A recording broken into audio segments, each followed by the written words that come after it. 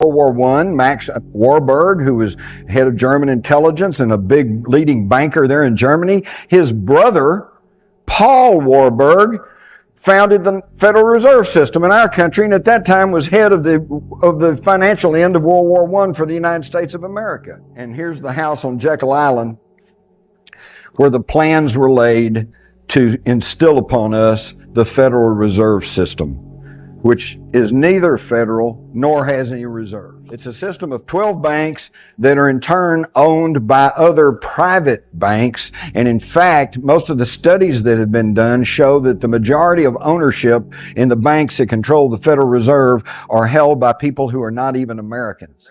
There's old Paul. He headed up the original Federal Reserve Board. And here we see Woodrow Wilson and Colonel House and his wife.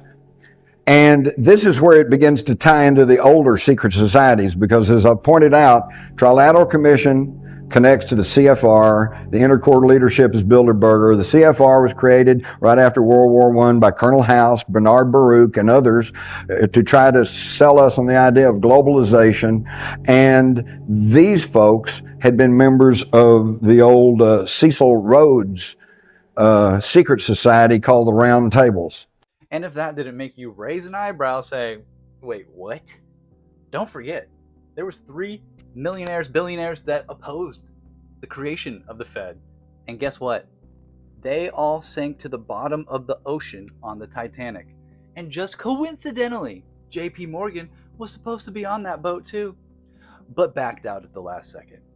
I don't know why this took so long, but thank God for finally investigating the Fed. Peace and love, y'all. Yeah.